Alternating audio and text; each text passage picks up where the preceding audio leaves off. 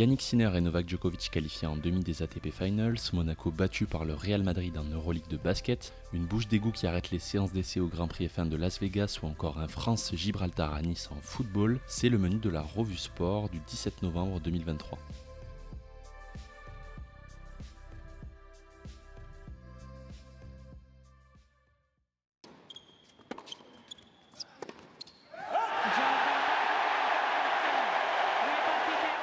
Et la journée de jeudi aux ATP Finals de Turin a dévoilé deux nouveaux demi-finalistes. Après la qualification dans le dernier carré mercredi du Russe Daniil Medvedev, l'Italien Yannick Sinner et le Serbe Novak Djokovic sont venus s'ajouter au Final Four. Dans l'après-midi, Djokovic a battu Hubert Hurkacz en 3-7, 7-6, 4-6, 6-1. Le Polonais, venu en remplacement de Stefanos Tsitsipas qui a abandonné son deuxième match, n'a pourtant pas démérité dans cette opposition, surtout dans une première manche où les deux hommes ont brillamment défendu leur service. Aucune balle de break n'a été recensée dans le set. C'est finalement au tie-break que le Joker a pris l'avantage sur Hurkacz. Dans le second set, le Polonais a profité d'un trou d'air du Serbe pour inscrire un jeu blanc sur le service du numéro 1 mondial et l'emporter 6-4. Mais Nol va définitivement prendre le dessus dans une manche beaucoup plus expéditive que les deux précédentes.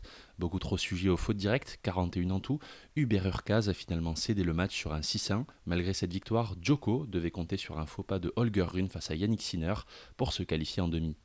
Et c'est chose faite, puisque Sinner, déjà qualifié avant ce match, a fini par venir à bout du Danois en 3-7, 6-2, 5-7, 6-4. Après un premier set où Rune a raté le coche, avec des mauvais choix au filet, des tentatives mal senties de coups gagnants, et un set expédié en 32 minutes 6-2, on se dit alors que le match va tourner court, mais le Danois se réveille et donne du fil à retordre à Sinner, en remportant la seconde manche 7-5.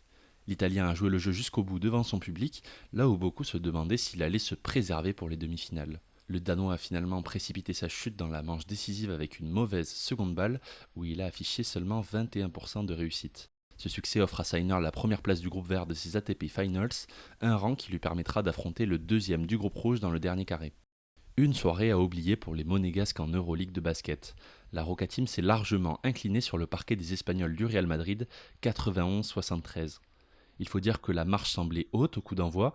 Les Madrilènes ne sont autres que les tenants du titre de l'Euroleague 2023, compétition dans laquelle ils sont encore invaincus cette saison. Favori à leur succession sur le toit de l'Europe, le Real Madrid a enregistré son 8e succès de la saison en 8 matchs et son 19e en 19 rencontres, toutes compétitions confondues, sur cet exercice 2023-2024.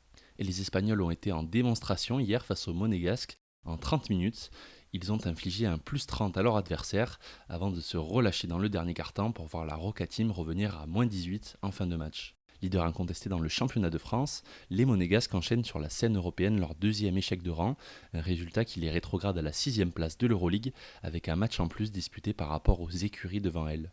Pour leur prochain rendez-vous européen, Monaco aura rendez-vous sur le parquet des Basques du Baskonia vendredi.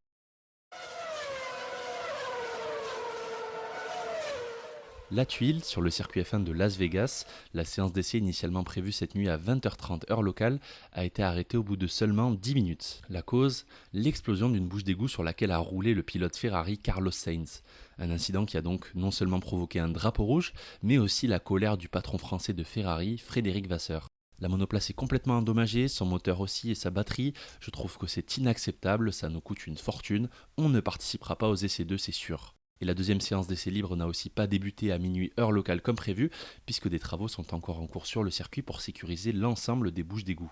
En plus de Carlos Sainz, Alpine a également annoncé que le pilote français Esteban Ocon avait subi des dégâts, devant changer le châssis de son véhicule.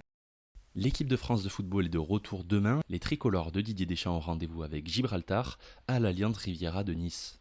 Un adversaire qui semble plus qu'à la portée des Bleus, dans un match qui garde un bel enjeu malgré la qualification des Bleus déjà assurée pour le prochain Euro.